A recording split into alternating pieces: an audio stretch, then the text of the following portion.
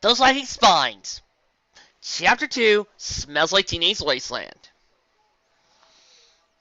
I hate to be the one raining on a parade, but how do we even plan to get on to Phantom Hearts?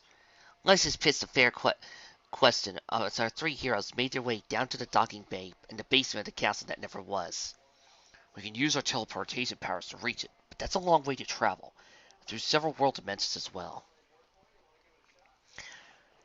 Good point. By the time we even reach the other side of Phantom Hearts, we'll be exhausted. Saladin frowned, placing an inquisitive hand on his chin. I don't fancy our chances against hordes of Heartless or Gutless if we're already weak from travel. Unfazed, Faison shook his head. Don't worry, gentlemen. We can utilize Atalanta's capacity transportation vehicle. There's a pause. You mean a gummy ship? Lysis nudged him in the elbow. No, I mean Atalanta's capacity transportation vehicle. Faison insisted. I refuse to call it a gummy ship. There's something terribly unthreatening about that name. It makes me feel like less of a man. Well, don't. Saladin sneered. We must be confident in our manhood, no matter what we encounter on the worlds of Phantom Hearts. Self-consciousness will only make us easier targets for the Gutless, and I have no desire to lose my, and end up lying on the floor, whispering sweet nothings into somebody's ear. We really ought to have taken photographs of them while we were there. Faison changed the subject. There could have been lovely blackmail material for years! No. Lysis shook his head. I wouldn't want to be the one to approach Superior about his special feelings for Xigbar. I wouldn't want to be there to see Sayax wake up with curlers in his hair. Saladin added, as the trio approached the impressive black and silver gummy ship. One of the defender types commonly seen out on patrol around the world that never was. This particular ship was called the GS Existentialist.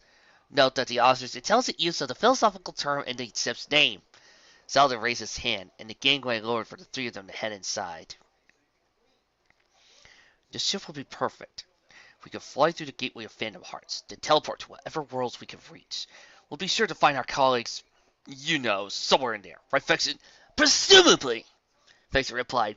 I'll see if I can't dig up anything on the onboard computer. It is still unknown how the Gutless Steel are actually utilized. Perhaps it's similar to the Heartless, some kind of monster, Lysis guessed. There was another pause, presumably for the three to scratch their trains of thought to halt before they even got started. This is all remarkably Freudian.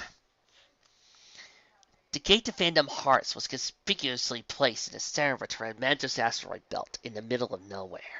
Just a few negative X quadrants from the big top, 6 light years from the land of Lamius, just until you pass Camelot. Take a left at the intersection of Latin America and certain wood forests, and second star to the right, not to the left, that's St. Canard. It resembles something most as a great plane floating in space.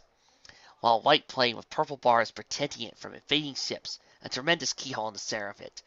The sort that would have any key bearers worth his stones peeing himself in anticipation. Thank you very much. The author does not need you to write drabble about that particular image or any metaphorical interpretation thereof.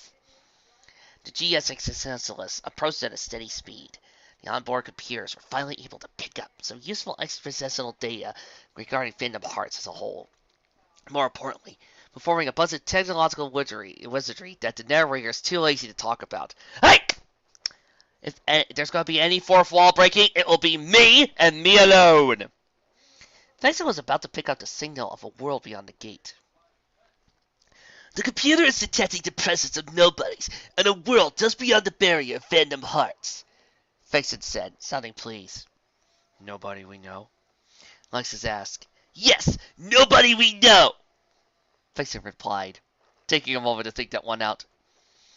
Oh, who is it? Lysis asked him. What? Nobody we know. Yes! Who is it? Wait. Do you mean nobody we know, or nobody we know? Nobody we know! Oh, well, then, no. I can't tell if it's any of ours. Ah, grammar jokes. Saladin smiled as he leaned back into his seat. Yeah, this'll pull that off once too often. He corpses. I do not corpse, Trixie! Would you like my montage? I'm getting that one ready for your blackmail material. The ship continued its approach at a lazy speed, finally coming within a short distance of the huge keyhole, separating the dimensions from one another. Lysis kept a close watch on his monitor computer. "There's an impressive keyhole in the gate to Phantom Hearts," he commented. "Is it sealed?" Faison shook his head. No. Anybody can get into Phantom Hearts. It's getting out with your brains and stomach contents intact that's difficult." "What about this world on the other side?" Saladin glanced at the computer monitor on his side, studying it for any clues. "What's it picking up so far?" Faison shook his head. "Not much. The presence of at least one nobody and many otherworldly beings. I haven't yet scouted for our comrades' TM." "You almost said it, didn't you?" "I did not!" Faison said. "In any case, it seems that the world I'm picking up is a fairly large one, right on the other side of the keyhole. We'll be forced to land there before we can go anywhere else." "No matter. We'll need to look around for our comrades as anyway," as he said optimistically.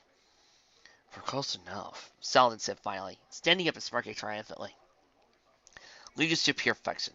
We'll teleport down and get this over with." "You just want to let the ship drift around the zero gravity. Fantastic idea!" Faison snapped. "I don't like the looks of these readouts. This is no ordinary world we're landing on. It's coming back with all sorts of hostile, negative energy and a huge concentration of gutless." "What other choice do we have?" Saladin reported. "If we have to, evoke the DEM engines and let the ship drift wherever it likes. We're running on a time limit here." "The DEM engines!" Faison huffed. "I hate those! They're so—" Lysis cleared his throat. "I'm going to head down for the initial scouting now. If you two don't mind, please resolve your issues and join me. That will be splendid." "Oh, fine!" Faison smashed the important-looking red button labeled DEM. The lights on the ship began to blink on and off red and green. That does make me think. But in the games, where is the gummy ship parked before Sora, Donald, and Goofy, in that order, land? I mean, every time we enter a new world, we only see Sora, Donald, and Goofy walk onto the screen. We don't see where the gummy ship lands. Now, we could say it parks in orbit, but it doesn't say park in front of the world. It says land on that world. Obviously, Sora, Donald, and Goofy are landing somewhere. So, where is it? And finally, Kingdom Hearts 3, do you think the gummy ship's coming back? I would really like it. Maybe some new mechanics.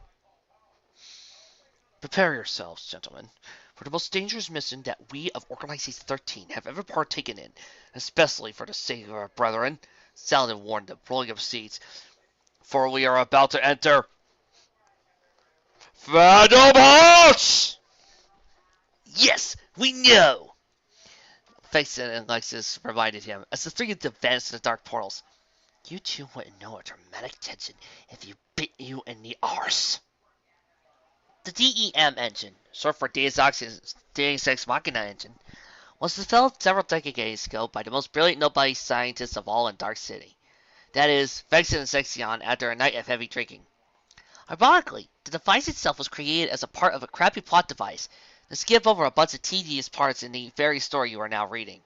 It was first intended as a weapon and used to rally their enemies, namely the hordes upon hordes of increasingly more vicious heartless that descended upon their city. It became apparent after a few uses, though, that the DEM engines made things almost a bit too easy. So, rather than be completely thrown out, the DEM engines were recalled and instead installed in several selected examples of nobody's gummy ships, including the DS Existentialist, perhaps in preparation for a situation just like this one. Or maybe that was just another Deus Ex Machina. Despite Vex's complaints, once Saladin finished his dramatic speech, the DEM engines kicked into high gear, creating a vortex at the back of the ship that opened up a long path from the GS Existentialist through time and space itself, through the giant keyhole of Phantom Hearts, and all the way down a massive and ever-growing planetoid with a few light years on the keyhole itself. By use of some more science terms in their teleportation, we next saw our three protagonists. They had warped into existence. Rather, they warped into non-existence. Well, how do I phrase that? They immediately appeared in the middle of a lush green field of grass. There, good enough! Immediately after landing, it was apparent that this was the sort of world they were used to. There had been some changes to the wardrobes of all three of our heroes. Instead of black cloaks, they wore somewhat more earthy garments that appropriately matched their personalities. Saladin had a small pair of sophisticated glasses and a loyal teal suit, the sort often donned by librarians or burnt-out college professors with nothing left to cling to but their fancy suits and the fact that their students had been throwing away good money and so must sit in front of them and just plain listen for a few hours for a few times a week. Vex's hair has been pulled back in a ponytail, and he sighed at the stereotypical cliché of the scientist garb he'd been forced to adopt, a white lab coat over a suit of his own. Lexus thought he looked strange in a giant sweatsuit and muscle shirt, so instead wearing the outfit of a biker gang leader, leather vest, rich blue jeans, and a pair of aviator sunglasses. Nice disguises, gentlemen. God forbid any of the native see us in our black cloaks. We'll have 6,000 wannabe key bearers following us around in the hopes of being swept away on a magical adventure. Saladin spoke of the cynical speech of someone who's been there, done that, examining the world guidebook that appeared in his hands. What's this place called, Saladin? Lysis asked, craning his neck to have a look at the guidebook. According to the guidebook, and that large dramatic graphic there in the center of the screen, the world is called Destiny Sanctuary Peak High School Academy Grammar School. That must be the aforementioned school. Lysis motioned to the large building with a possibly fancy architecture a short distance away. You've got to be kidding me, Vexen sneered. For one thing, aside from the ridiculously corner name, you cannot have a high school academy grammar school. High school and academy are silly together as it is, but grammar school is the same as elementary school, which is for children ages 5 to 12, not teenagers. And second of all, why would anybody want to live in a world that was nothing but a high school all over again? And why would anybody possibly want to evoke it in fandom hearts? They say that high school is the best 4 years of your life. I just shrugged. Who's they? Vexen sneered. If those 4 years are to be the pinnacle of my life, I might as well go jump in front of a train. You didn't have a good time in high school, did you, Vexen? Queried Saladin. Never one to hold grudges, Vexen shook his head. I never went to high school. He did, and he hated it. Lousy football players, sucking all the funding into their cesspool of aggressive adolescent sporting events for the weak of mind, stealing chemistry sets, and copying tests off of smart kids, stupid teenage girls moaning and crying about all the drama in their lives. Even, oh my god, even, you won't believe Sessa said to me, and the food, let us not discuss the food! Oh, I'm sorry to hear about your other's traumatic educational past. Saladin opened the back page of the guidebook. Was it conveniently transformed into a small operational scanner. But let's focus on the task at hand. The nobody signal is getting stronger by the second. It must be one of ours. Perhaps numbers 8, 12, or 13? Lysis looked optimistic at the guess. Perhaps. The signal's coming from somewhere in the building. Also, we're picking up a second, weaker signal that the guidebook can't identify. It, too, is somewhere in the building. Saladin closed the book and began to walk its way towards the oppressive school. Brace yourselves, gentlemen. Lysis suggested, falling close behind. I've heard rumors about worlds like this. This could be a very difficult task indeed. Oh, hell. Lysis said disdainfully a few minutes later, standing in the foyer of the commons and cafeteria area. It's even worse than I thought. It's a 7th to 12th grade school. Middle schoolers, Vexen sneered in disgust. They think they're so great because they're technically teenagers. Stay with me, gentlemen. The signal's getting even stronger, Saladin told him, even though he was noticeably disturbed by the blithering, insipid cesspool of teenage angst and pointing the spectacle. All around them, crowds of eerily familiar students were engaged in the daily grind of, surprisingly, not a lot of schoolwork. It was mostly internal dramatics, emo whining, fights, relationship troubles, ridiculously overcomplicated love triangles, and polygons of all shapes and sizes, oblivious faculty, the unsettling religion of prom worship, and who was sitting next to who when they said they sit next to some other person, and how mean they are. Hey, what are you punks doing on our turf? To all of you who ever complain about Equestria Girls sounding like a motherfucking high schooler fanfic, I want you to go to this chapter and read it multiple times. Then I want you to go back, grab your copy of the Equestria Girls DVD, get on your hands and knees, and apologize! See, say what you will about Equestria Girls. At least it still had magic. At least it still had Twilight has to go save the freaking day. At least it still had Twilight reuniting the team. At least it still had Twilight trying to do her best to actually inspire people. At least it still had Twilight going to this with a purpose. That was to save the world. That is not this. This is what you were expecting, Equestria Girls. Equestria Girls is what I was expecting.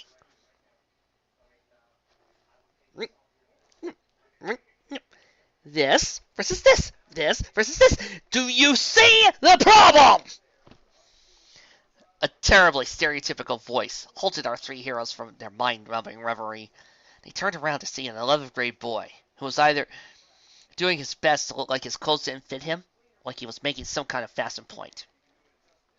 Cypher crossed his arms and furiously sized up the three adults. Fu and Rai, Fu's gonna write him for the FF8 purists. Am I? I mean, my opinions on FF8 are very different than Spoonie's. Well, yeah, I think that the whole entire draw thing is sort of annoying. For just wanting to have a fun little story and making something that you can breeze through, it's actually quite fun. In an attempt to dress like street punks, they all looked more like they pulled their clothes out of a garbage bin. Either that or gone dumpster diving behind a Goodwill and just put on whatever they happened to find, Nazi or no. There was a lot of camouflage, or spaghetti stains, it was hard to tell. What's like what a bunch of adults like you doing around here? We ain't gonna stand for you trespassing in our halls. Cypher thumped the side of his face. That's right, you know, Ryan mindlessly. Pedophiles. Fu accused, shortly, as always. Who are you to be strutting around like you own this place, boy? Faces sneered. What? You ain't heard of me? Name's Cypher. I'm the head of the DSPHSAGS disciplinary community. We're the biggest badasses on this campus. Cypher struck a dramatic pose. Ain't nobody messes with us. Not even a couple of tough guy adults. Who else supposed to be hanging around the commons at such a time, you know? Rai struck a fearsome pose behind Cypher. Against the rules, Fu pointed out. Yeah, we kicked more asses and skipped more classes than any other chump around here. We ain't been to class like 2 months. Ain't that right, guys? Cypher boasted. Yeah. Just in every period, you know? In perfect attendance. Colested! Face looked at a finger. What punk? Cypher turned on him furiously. If you haven't been to class in months, why are you still here? Face pointed out, a quiet, contemplative tone. You realize that most high schools have attendance policies regarding such things. They don't have to put up with you for so long if you are dead set on failing all your classes and simply roaming the hallways like a gang of hooligans. That's what I want to know is, why you come here to hang out, to fail to actually attend your classes. You make the effort of waking up, brushing your hair, bathing, and apparently pulling on clothes out of the rag pile of coming here. Then you fail to attend your classes. Your utter failure as a protective human being is astounding. Lessus was quick to agree to his comrades, and even better, you come to the school, appear to work at some sort of rule enforcement squad. Your logic is incomprehensibly stupid. Isn't there somewhere else you could go to waste your pathetic lives? A shopping mall, an amusement park, anywhere even more remotely more interesting than a high school? There was a moment of silence as Cypher, Fu, and Rai took some time to really question why it was they were in this situation. Finally, the silence ended as Cypher burst out. Screw you guys! You guys better come up with a real good reason why you're here, or I'm calling the principal on your ass right now. Yeah, you here pick up your kids, you know? Rai asked. Career day, Fu said shortly. I repeat, those of you who try to complain it, don't try to complain to the guy who has had to sit through More Full Metal Alchemist high school fanfics, Sonic the Hedgehog fanfics, than is emotionally reasonable. Alright, you wanna know how bad things get? Trust me!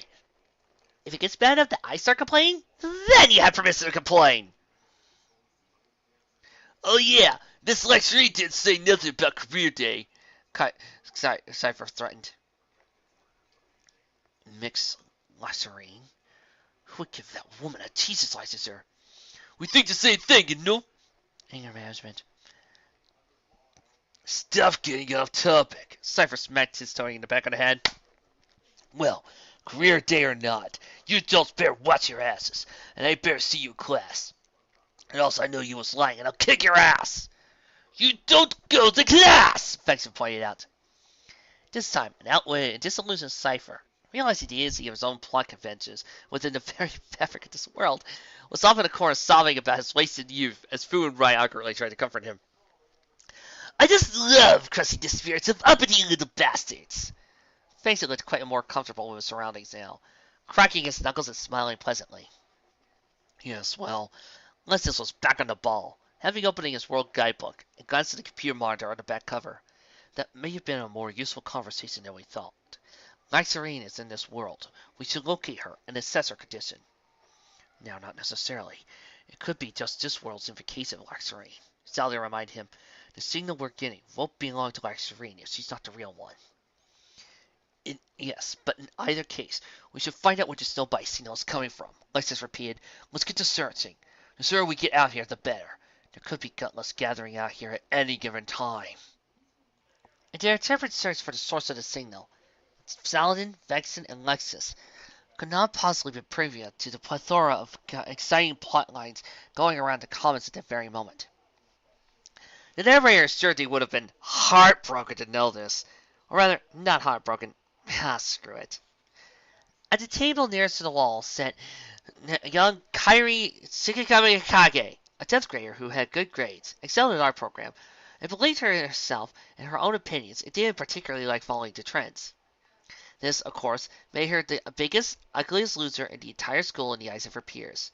Young Kairi didn't mind, though.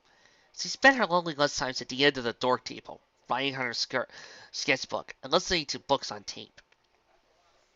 Kairi's two best friends were named Heiner Kukiyama and Pence Teriyaki Smith. Heiner was an eccentric nerd who wasn't a bad sketch artist in his own right. His hobbies included dancing and eating tater tots. This particular day, Heiner borrowed a piece of paper from Kairi and was drawing pictures of ligers. Pence was a foreign exchange student, slightly short-spoken, with a adorably glorious hang of knowledge about the customs of whatever country Destiny Sanctuary Peak High School Academy Grammar School was located in. He was studying the Japanese dictionary for some reason. Boy, I hope I do well on the literature exam today, Kairi said, rubbing her eyes behind her thick glasses and taking a break to sip her chocolate milk. Gosh, Kairi, you're so good at literature. You'll do fine, okay? Heiner wheezed in an oddly familiar nasally tone. Hi, Kairi-chan. You study domo so much. Apologies to all my Japanese listeners. Also seated at the dark table was an awkward 8th grader named Vivi Kokuyama Teima. He was never to be seen with his hat, even though it was against school dress code to wear a hat. He was on and off acquainted with Kairi's gang, but spent most of his time late. Between making up moves for the mail reply test game, he was replying with somebody in the state penitentiary across town, staring forlornly at the table next over. Hey, Prince, your fat lord, you want some tater tots? Heiner wheezed, holding out a bucket of tater tots. Hey, Heiner senpai, watashi wa wanta no tots domo muchos, minasan. Prince Wait a minute, part of that was freaking Spanish. Also, everyone? Wait, Vivi-chan, you want a tasty tots kawaii doodle?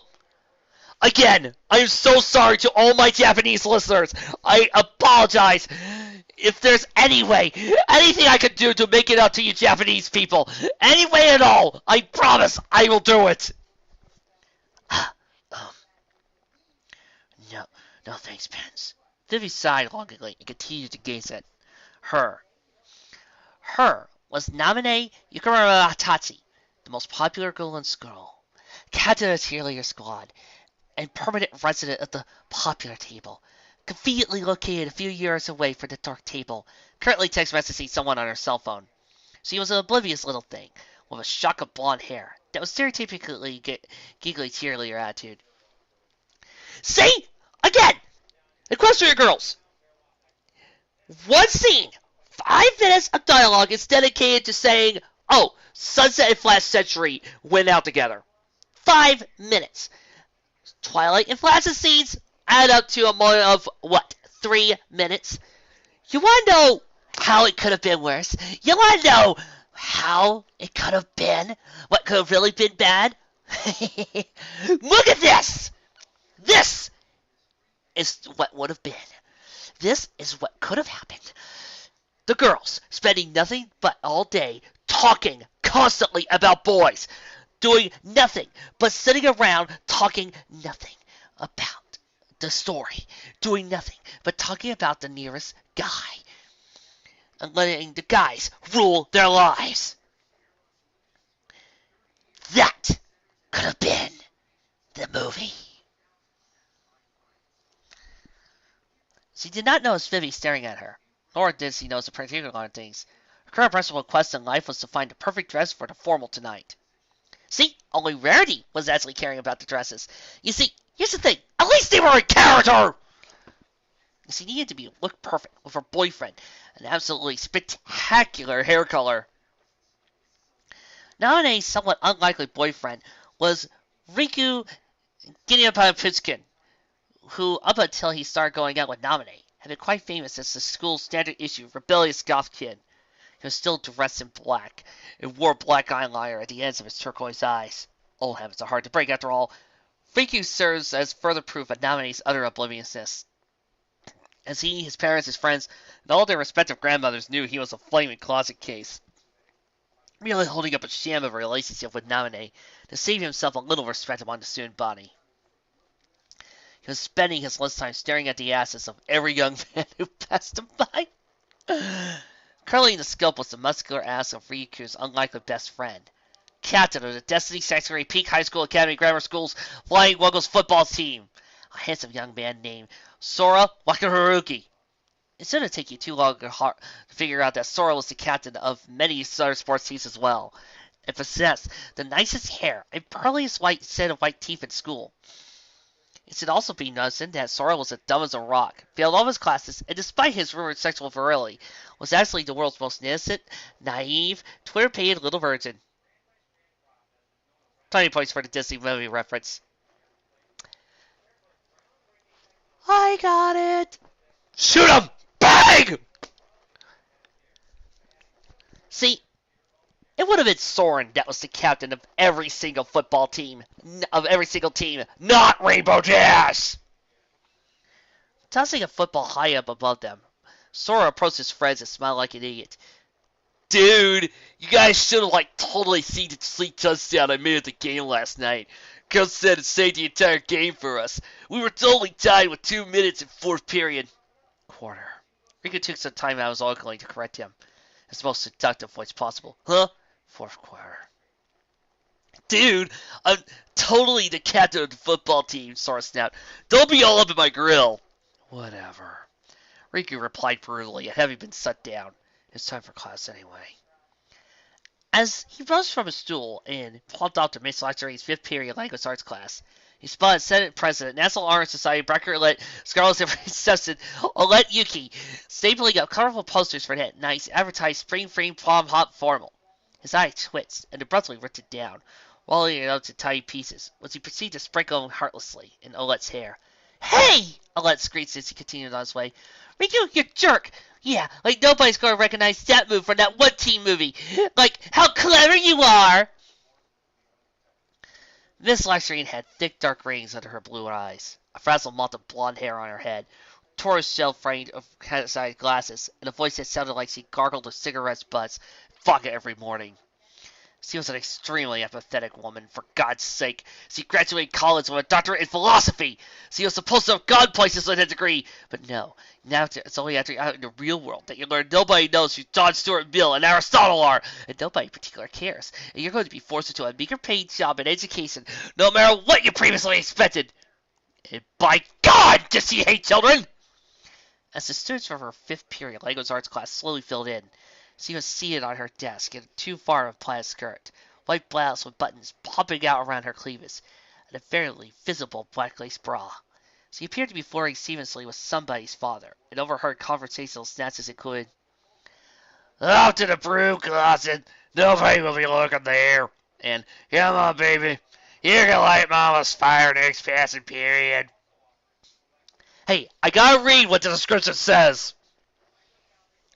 Meanwhile, as per the plan, Saladin, Vexen, and Lexus were sitting in tiny, uncomfortable plastic chairs along the wall of Miss Lyxrane's room, where Riku and the other students arrived for class. Saladin and Vexen tried to glance over Alexis' shoulder as he sat analyzing the signals picked up by the guidebook. "Anything?" Vexen whispered insolently. "No." Alexis shook his head as he pointed out one of the readouts on the screen. The nobody signal we caught isn't coming from Lyxrane. "She's sending out some bad signals in any case," Saladin commented, as Miss Lyxrane sat down on some poor father's lap and started caressing his hair, whispering something about bad boys. Across the room, some unfortunate student sank deep into his chair and thought of chocolate rabbits and happy things. "But not the one we're looking for. That must be this world's evocation of her, and the real one is still out there somewhere," Lyxus reasoned. "Then sitting in here giving terrain day presentations is a waste of time!" Vexen hissed under his breath. "We should be tracking that signal to its source!" "Patience, Vexen," Saladin warned him. "The obnoxious little twit in the beanie may be onto something. We will look suspicious wandering the hallways of this place alone. The last thing we want is cause to uproar." Across the room, Kairi was innocently preparing her spiral notebook to write down every word anybody said, while Sora and Riku were whispering something back and forth to one another. "Bet you can't make Kairi into the most popular girl at school," Riku challenged. "What? Of course I can't, dorkface," Sora replied haughtily. "What's the time limit?" "By the time the formal starts tonight," Riku smirked. "Right. Where have we been? A kiss. What? I mean, a kick. In the ass. I'll kick your ass if you don't." Riku recovered smoothly. "'Cause I'm not gay or anything." Sora raised his eyebrow. "Who said you were?" "Nobody. 'Cause I'm not. Yeah, totally straight. I'll go chicks. Yay, boobs."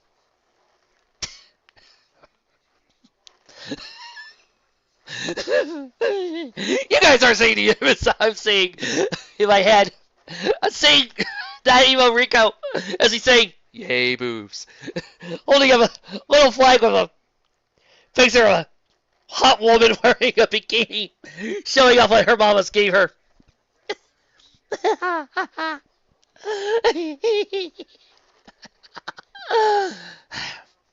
Okay. Everybody pipe down, I'll reinstate corporal punishment. And I do love spanking. Miss Lyxrane snapped, turning her attention away from the unfortunate father and back to class. "Let's get this thing over with. I'm craving a smoke. Welcome to Career Day. Today's the class will be bringing all your low-life parents so they can lie about their stupid jobs, build up your hopes and dreams of escaping your humdrum, pathetic, demeaning little middle-class existences until you shell out $100,000 money for college and find out your worthless degrees qualify you to be senior burger flipper at the Greasy Go. Not much else. Those of you who don't drop out and end up crack-addicted burnouts under a bridge downtown can maybe bother some of these jerks at work to set up internships as seductive slaves and glorified coffee fetchers all summer with absolutely no reimbursement." The students met her introduction with bank classes. One girl in the back row suffered an existential crisis. "Okay, folks, who wants to go first?" Miss Lyxrane sat at her desk again, crossed her arms impatiently. But before anybody could lie to volunteer about their stupid jobs, there came a knock on the door. "Damn it! I'm trying to educate here," Miss Lyxrane snarled, snapping her fingers. "Vivi, get the damn door." The hapless boy snapped out of his daydream and about asking Naminé to the formal that night to turn the doorknob and introduce a tall, dark, mysterious, and handsome stranger. Saladin, Vexen, and Lexus recognized him immediately. He was a handsome man with the tan and physique of a California surfer god. Yellow eyes of gold, long, serious black and silver hair pulled back into a ponytail over his shoulder, and a delicate scar along his left cheek. A slim, sophisticated eye patch covered his right eye. He wore a stylish Abercrombie and Fitz t-shirt, jeans beneath his black janitor's apron, and the apron, too, was designer and more expensive than it ought to have been. His features were soft and dreamy. He was almost certainly the loveliest and most effeminate depiction of Zigbar I have ever seen. So, of course, something was terribly wrong. As all the female students in the room, Enrico, paused to stare dreamily at Zigbar, the prettiest janitor in Destiny Island School District. The little computer monitor in the back of the guy began beeping incessantly. Like, totally begging your pardon, babe. The other got a little carried away with Zigbar's accent. I come knocking around these parts to pick up your, like, Traskin, baby Louie. You can pick up more than that if you want, big boy. Miss Larson fanned her face, and unsubtly uncrossed her legs, gesturing to the trash can next to her desk, filled to the brim with nameless papers and empty bottles of hooch. Brushing strands of beautiful Prantine Povey champierre hair out of his eyes, Zigbar stood across the room as he passed over the three heroes in the chairs along the wall. He glanced at them to give them an unmistakably evil smirk. He left a moment later, and their hormones in the room began to die back down to normal levels. Miss Langstreet fanned her face and cleared her throat. Now then, sexy distractions aside, we're going to go around and see what everybody does to pay for their booze and hookers. Starting with you there in the end. I'm the president of a banking firm. The mother Lyceum indicated spoke up, and I find your comments on booze and hookers very offensive. I find your haircut very offensive, Miss Lyceum waved off. Move it down the line. I collect garbage for a living. I'm the lifeguard trainer at a rec center downtown. High school tickets!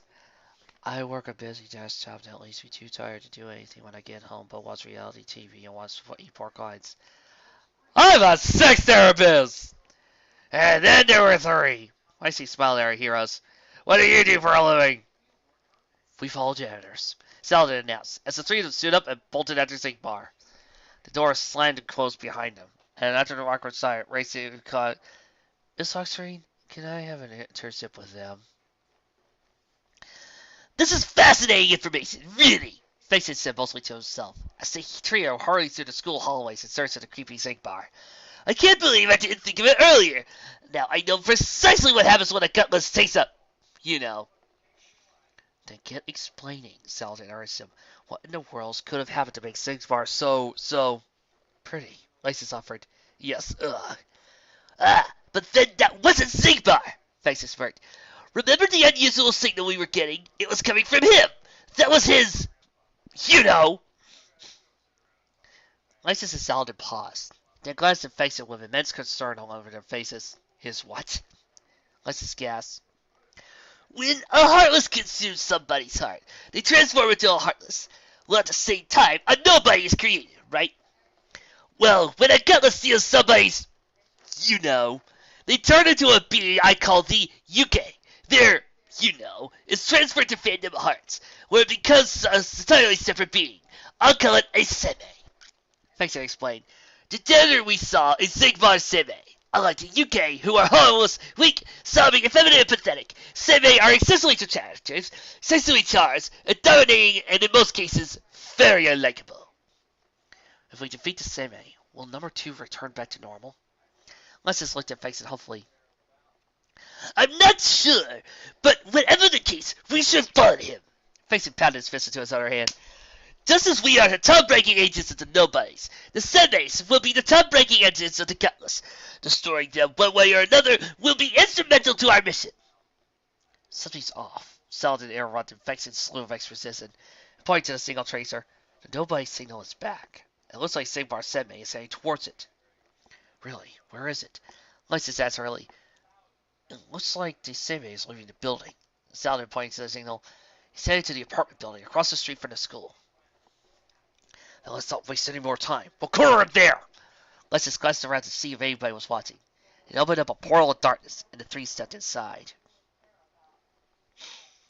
The apartment was dark, desolate, and utterly trashed, crumpled newspaper, used up boxes of snack food. Countless empty pints of Ben & Jerry's sea salt ice cream and cigarette cartons were strewn across the room in a huge stack. The furniture was grimy, torn, and worn out. The only light was to have come from a broken light bulb swinging eerily back and forth from a ceiling fixture. The TV played a fuzzy combination of several channels, casting blue shadows on the wall. The front door opened, and Sigmar Sandman pushed his way in, carrying a large black garbage bag full of papers, and the empty hooch bottles from Miss Lycery's room. He smiled silently at the prone figure at the couch, and dumped the garbage to add to the pile, digging through until he found what he was looking for. A single paperclip. He smiled again as he walked over to the TV, to a complicated-looking antenna device. The narrator implies even more complicated than the standard antenna devices, with all sorts of plugs and wires and doohickeys to screw in. The Sandman unfolded the paperclip and delicately placed it between the two wires, and the TV screen suddenly flickered to life with some kind of strange alien reading.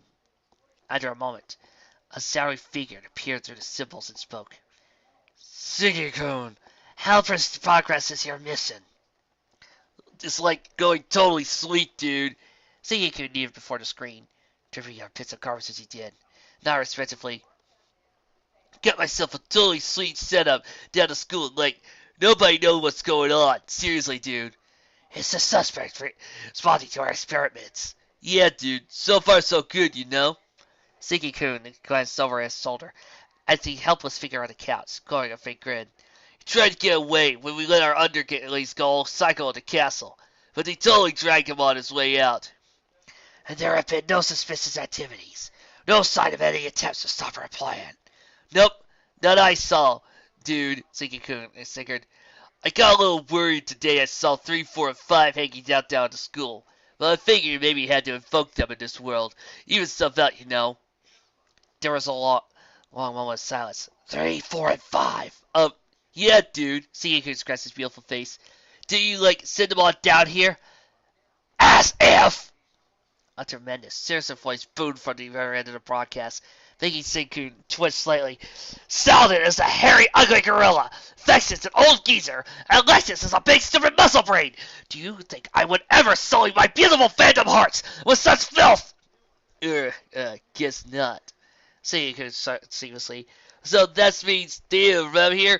It means that they escaped from the castle. It means that there are now those who will stand against my beautiful plan for complete domination of the universe as we know it. Dude, take a chill pill. Siggy-kun waved his hands. Ain't no need to freak out, man. I'll deal with it myself. Have you forgotten that you're supposed to be working on the experiment? We cannot allow him to fall back into the hands of the enemy. He is one of the most popular beings in Phantom Hearts. And if we fail to confront him to our side, there will be backlash so terrible it could destroy our entire plan. Don't worry, dude. He's almost done. Siggy-kun asserted a stressed-out voice. He'll be done in a couple hours, and that's all. While he's hanging, I'll just head on down to the school and lay the total smackdown on nobody. That cool, dude? After a long moment of filming silence, the voice spoke. Fine, but don't fail me, Siggy-kun. I wasted my time and energy making you a beautiful persona rather than wiping you out of existence entirely. So you better not fail me. You have nothing to worry about that, Master Fangirl. Siggy-kun grinned and turned to screen. Single Slayer. The signal went dead. He stood up, stretched his arms behind him, and turned back to the figure on the couch. You see, bronies, we aren't the only insane ones. We just prevented our insanity. A depressing, filthy, pale, scrawny, bony creature in worn street clothes, dazedly stuffing his face with more ice cream. His elbows were pinprick. His nose had remnants of cocaine dust on it. It looked to be in later stages of severe drug addiction. Apparently, this is sexy to some deluded people in Phantom Hearts. He was a pathetic fellow man, reeking of smoke, tagged body spray, and complete and utter misery. Well, you hear that, dude? Grandmaster Fangirl wants me to have you ready to go by tonight. You know what that means. The figure lifted his head pathetically, showing off his weary, bloodshot eyes, the tear-stained on his cheeks. You'll finally rid me of this miserable, terrible non-existence? Nope! Siki can grin. We're amping up your ace levels, Aku-chan! Axel gave Siki a non-committal look, and he's sat back down to cushions off the couch. Effin' yay.